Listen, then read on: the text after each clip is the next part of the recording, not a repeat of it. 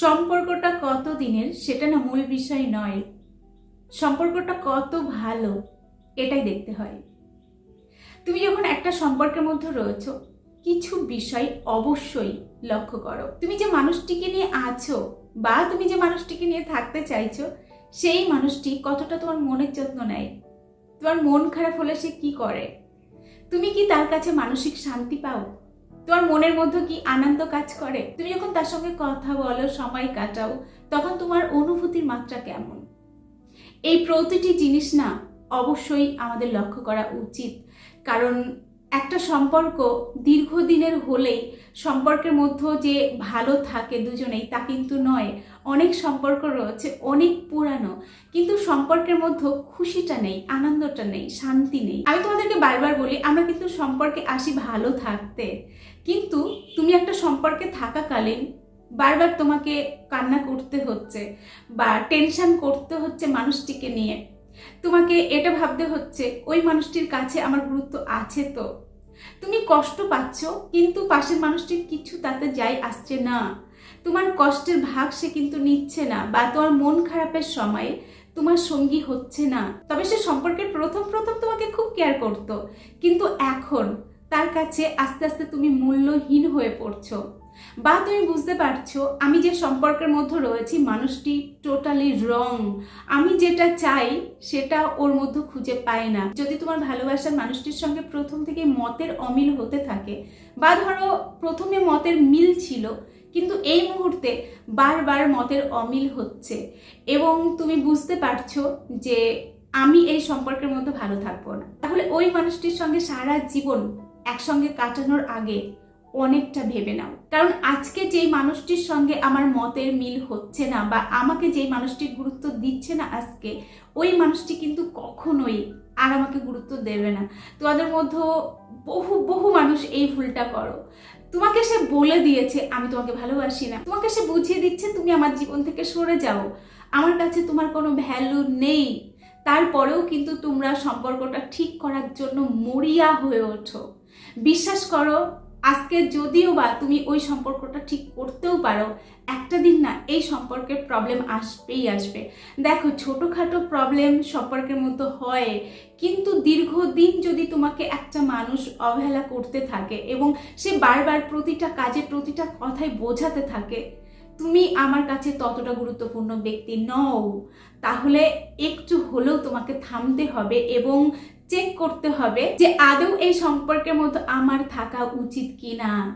দেখো, পরে পস্তে কোনো লাভ নেই, অনেকটা সময় পেরিয়ে গেছে। তুমি হয়তো এটা ভাবছো যে এতটা সময় একসঙ্গে কাটালাম, মানুষটিকে কি করে ছাড়বো, মানুষটির মধ্যে কিছু ব্যাড হ্যাবিট রয়েছে, হয়তো মানুষটি একদিন শুধরে যাবে আমার সঙ্গে থাকতে থাকতে।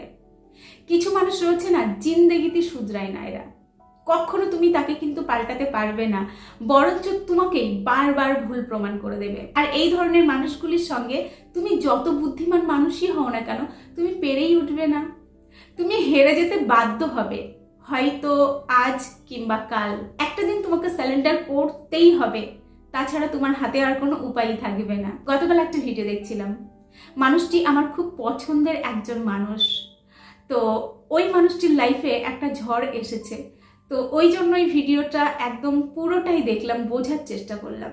তোমরা অনেকেই মানুষটিকে চেনো, মানুষটি টেলিসিরিয়ালের একজন জনপ্রিয় অভিনেতা, অনেক সিনেমাও করেছে, কিন্তু টেলিসিরিয়াল দিয়ে তার কেরিয়ার শুরু, এবং তোমরা অনেকেই দেখে থাকবে সিরিয়ালটা। আমি একটা সময় পাগল ছিলাম এই সিরিয়ালের, তখন অনেক ছোট ছিলাম। তো যাই হোক, নীল আকাশের নিচে, এবং ছেলেটির নাম ছিল উজান আর নায়িকাটার নাম ছিল হিয়া। ওদের প্রেম কাহিনী আমাকে ভীষণ পরিমাণে আকৃষ্ট করতো, আমার খুব ভালো লাগতো। তো আমি যার কথা বলছি তার রিয়েল নাম হলো ঋষি কৌশিক।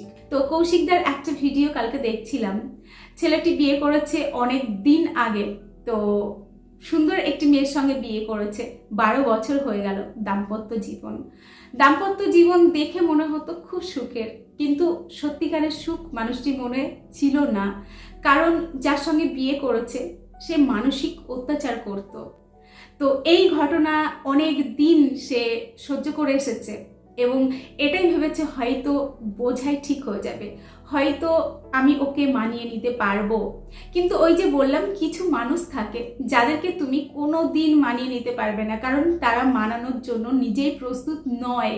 তো এই মানুষগুলোর নিজের ওই চরিত্র থেকে কখনো না বার হতেই চায় না। তো কৌশিকদা কিন্তু প্রথমেই ওই মেয়েটিকে চিনতে পেরেছিল যে মেয়েটি আর 5টা সাধারণ মেয়ের মতো নয়। কৌশিকদা কিন্তু সিনেমার বাইরে বা অভিনয়ের বাইরে খুব সাদামাটা লাইফ লিড করতে পছন্দ করে, অতটা ক্যামেরার সামনে আসতে পছন্দ করে না, ইন্টারভিউ খুব কম দেয়। মানুষটি কিন্তু একজন পশু প্রেমী।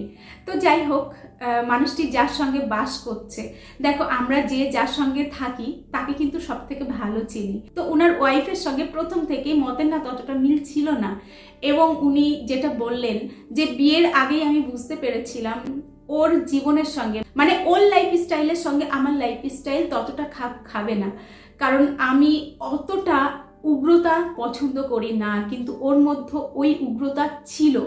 তো আমি কিন্তু সম্পর্কে যেতে রাজি হইনি, তবে ও আমাকে বারবার বুঝিয়েছে এবং এটা প্রুভ করার চেষ্টা করেছে যে আমি তোমাকে ভীষণ ভালো রাখবো এবং আমি তোমাকে খুব ভালোবাসি, যেটা সবাই করে। তো 12 বছর পর মানুষটি কিন্তু আর সহ্য না করতে পেরে সবটা সোশ্যাল মিডিয়াতে প্রকাশ করেছে এবং সবার মতামত জানতে চেয়েছে যে এরকম একজন মানুষের সঙ্গে কি থাকা যায়, যেই মানুষটা আমাকে শ্রদ্ধা করে না, সম্মান করে না। সে চাই আমি তার সমস্ত দায়িত্ব পালন করি, কিন্তু তার কোনো দায়িত্ব আমার প্রতি নেই। এটাই কিন্তু তার কাজে এবং ভাবভঙ্গিতে প্রকাশ পায়। এবং এই কথার মাঝে কৌশিকদা একটা দারুণ কথা বলেছে। কৌশিকদা বলছে যে ও না খবর নেয় না, আমার খবর নেয় না, কিন্তু খবরদারি করে। আমার প্রতি খবরদারি করার দিক দিয়ে উস্তাদ। আমি কি করব, কোথায় গেলাম, কার সঙ্গে কথা বললাম, সেদিকে ওর সদা নজর। অথচ আমি ওর লাইফ নিয়ে যেন কোনো প্রকার ইন্টারফেয়ার না করি, এটাই কিন্তু বারবার বলতে থাকে। এবং সে নিজের লেট নাইট পার্টি করে, বিভিন্ন বন্ধুদের সঙ্গে ড্রিঙ্ক করে। আমি সেটা বলতে গেলেই আমাকে পুলিশের ভয় দেখায়।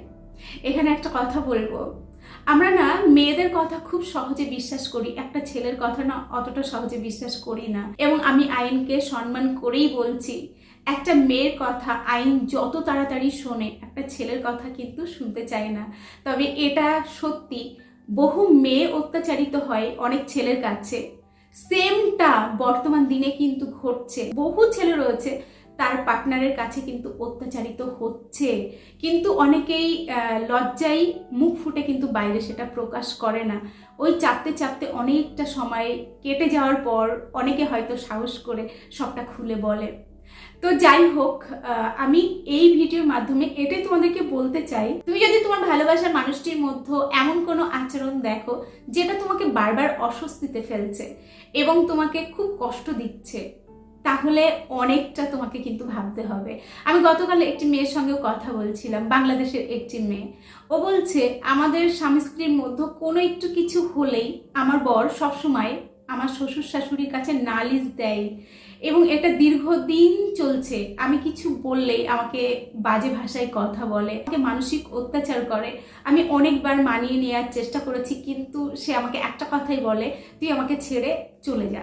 তো আমি রাগ করে চলে এসেছি, কিন্তু ওই মানুষটি একবার আমার খোঁজ নেয়নি এবং এখন এটা জানাচ্ছে যে তোকে আমার লাইফে আর রাখবই না, আমি এই সম্পর্কটা শেষ করতে চাই। তো মেয়েটির অনেক কথা আমি শুনলাম এবং ওকে এটাই বললাম, যে মানুষটি তোমার সঙ্গে থাকতে চাইছে না এবং তুমি যে আচরণগুলো বললে ওটা কোনো স্বাভাবিক আচরণ নয়। তো তুমি যদি এটা ভাবো যে যাই হোক করে মানিয়ে নেব, তাহলে একটা সময় না অতিষ্ঠ হয়ে উঠবে, তোমার জীবনটা কিন্তু নরক হয়ে যাবে। কারণ কিছু মানুষ থাকে যারা মানানোর জন্য নিজেই প্রস্তুত নয়, আগেই বললাম। তো তাদেরকে তুমি কিন্তু মানিয়ে নিতে পারবে না। তুমি মানাতে চাইছো, সামনের মানুষটি যখন কোঅপারেট করবে তখনই কিন্তু সম্পর্কটা ঠিকঠাক জায়গায় পৌঁছাবে। দেখো, প্রবলেম হতেই পারে, আমি বারবার বলি প্রবলেম হতে পারে, অনেকেই রয়েছে বোঝে না সম্পর্ক আমাদের জীবনের জন্য কি এবং মানুষটিকে কতটা ভালো রাখা উচিত সে ভালো আছে কি না, যদি খারাপ থাকে তাহলে কি কারণে রয়েছে এবং আমাকে কতটা নিজেকে পরিবর্তন করতে হবে, এই সমস্ত বিষয়ে ভাবে 1% নয়। তার জন্যই কিন্তু বর্তমানে এত সম্পর্ক ভাঙছে, এত সম্পর্ক নষ্ট হচ্ছে। তার কারণ সবারই প্রচুর মাথা গরম, প্রত্যেকে কিন্তু মাথা গরম করে কথা বলে। সম্পর্ক যে জীবনের জন্য খুব ভাইটাল একটা বিষয়, এটা অনেকে ধরতেই পারে না। তো দেখো, আমি তোমাদেরকে আগেই বললাম, শিক্ষিত এবং ম্যাচিওর মানুষ হলেই যে তারা তাদের সম্পর্কটাকে ভালো রাখতে পারবে তা কিন্তু নয়। দেখো, কৌশিকদা এবং তার ওয়াইফ দুজনেই কিন্তু শিক্ষিত এবং দুজনেই কিন্তু ম্যাচিওর। তো লাইফে কিন্তু অন্য কোনো প্রবলেম নেই, তাদের লাক্সারিয়াস জীবন, তবু কিন্তু তারা ভালো নেই, তারা সম্পর্কটাকে ভালো রাখতে পারেনি। এটা কার দোষ কার ভুল সেটা না মূল বিষয় নয়, মূল বিষয় এটা যে সম্পর্কটা ভালো নেই। তো যাই হোক, আমি তোমাদেরকে কিন্তু আরো একটা কথা বারবার বলি, তুমি যখন একটা সম্পর্কের মধ্যে রয়েছো তখন কিন্তু মানুষটি কেমন সেটা একটু হলেও কিন্তু আজ তুমি পেয়ে গেছো, যে মানুষটি বদরাগী কিনা, বা মানুষটির আচরণ কেমন, মানুষটির মন মানসিকতা কেমন, এতদিন কথা বলতে বলতে বা মিশতে মিশতে তুমি কিন্তু সেটা জেনে গেছো। তো দেখো, চেষ্টা করো, যদি তার পরিবর্তন আসে তো ভালো, না হলে কিন্তু বিয়ের আগে মানে ফাইনাল সিদ্ধান্ত নেওয়ার আগে তোমাকে না একটু হলেও নিজের সঙ্গে বসে এটা ঠিক করতে হবে যে আদৌ আমি সম্পর্কের মধ্যে গেলে ভালো থাকবো কি না, এটা দেখা কিন্তু খুব খুব খুব জরুরি। এবং বিশেষ করে মানুষটির মধ্যে যদি এই 3টি লক্ষণ তুমি দেখতে পাও, তাহলে তোমাকে কিন্তু সতর্ক হতেই হবে। প্রথম যে বিষয়টি দেখবে সেটা হলো সে উচ্ছৃঙ্খল জীবনযাপনের মধ্যে অভ্যস্ত কিনা। অনেকেই রয়েছে তাদের জীবনযাপন স্বাভাবিক নয়, উচ্ছৃঙ্খল জীবনযাপন, কথাবার্তা, চলাফেরা, খাওয়া, তাদের চিন্তা ভাবনা সমস্ত কিছু যেন অন্য সকলের থেকে আলাদা, এবং তার জীবনযাপনের সঙ্গে তোমার মনের খাপ খাচ্ছে না, তাহলে একবার নয় 100 বার ভাবো। কারণ এই উচ্ছৃঙ্খল মানুষগুলো নিজেকে কখনো শুধরায় না, আগেই বললাম। তো তোমাকে কিন্তু ভাবতে হবে নিজেকে ভালো রাখতে গেলে, কারণ আমাদের মানসিক সুখটা কিন্তু খুব দামি। একটা সম্পর্কে গিয়ে আমার যদি সেই মানসিক সুখটাই হারিয়ে যায়, তাহলে আমার অস্তিত্বটাই কিন্তু একদিন হারিয়ে যাবে। 2 নম্বর যে বিষয়টি অবশ্যই দেখবে সেটি হলো তুমি যে মানুষটির সঙ্গে রয়েছো সেই মানুষটি কি নিজেকে সব জানতা ব্যক্তি বলে মনে করে। অনেকেই রয়েছে যারা অন্যের কথা শোনার প্রয়োজন বোধ করে না, তুমি একটা ভালো কিছু বললে সে অতটা গুরুত্ব দিতে চায় না। দেখো, প্রথম হয়তো ততটা তোমার কিছু মনে হবে না, কিন্তু একটা সময় তুমি হয়তো বলছো ডান দিকে যেতে, সে তোমার কথা শুনবে না বলেই বাঁ দিকে যাচ্ছে। এটা যদি হতে থাকে একটা সময় না তোমার মাথা ব্যথা হতে বাধ্য। কারণ এটাও ঠিক সে আমার সব কথা শুনবে তা কিন্তু নয়, কিন্তু যে বিষয়টা আমার খারাপ লাগছে বা আমার অস্বস্তি তৈরি করছে আমার মনের মধ্যে, সেটা আমি তাকে শেয়ার করছি এবং সে ওটাকে সবার আগে ইগনোর করছে। এটা যদি দীর্ঘদিন হতে থাকে না, তাহলে কিন্তু তোমার মনের কষ্ট বাড়তে থাকবে। আর এরা কিন্তু সর্বদাই নিজেকে ঠিক ব্যক্তি বলে মনে করে এবং তোমাকে সবসময় ভুল প্রমাণ করার চেষ্টা করবে, যেটা তোমার আরো বেশি মাথা ব্যথা ধরাবে। কারণ আমি একটা ভুল করলে ঠিক আছে, ভুল বলছে, কিন্তু আমি কোনো ভুলই করছি না, অথচ সে সবসময় এটা প্রমাণ করতে ব্যস্ত যে তুমি একজন ডাহা ভুল মানুষ।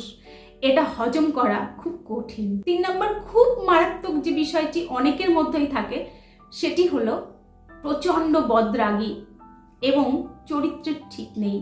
এটা যদি হয় তাহলে তুমি ছেলে হও বা মেয়ে হও, অনেক অনেক ভেবে চিন্তে কাজ করো। দেখো, তোমাদের মধ্যে অনেকেই রয়েছে, কি সুন্দর করে বলো তোমরা যে আমার ভালোবাসার মানুষটি এখন অন্য একটা সম্পর্কে জড়িয়ে গেছে, আমি কি করলে তাকে আমার লাইফে ফিরিয়ে আনতে পারবো।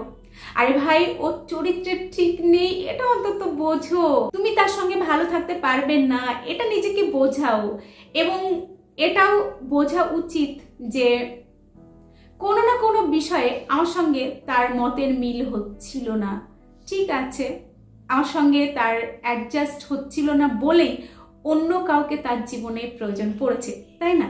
তো যদি এমন হয় যে সে একটা ছেড়ে একটা ধরতে অভ্যস্ত, তাহলে তো প্রশ্নই উঠছে না তার কাছে ফিরে যাওয়ার কথা চিন্তা করার।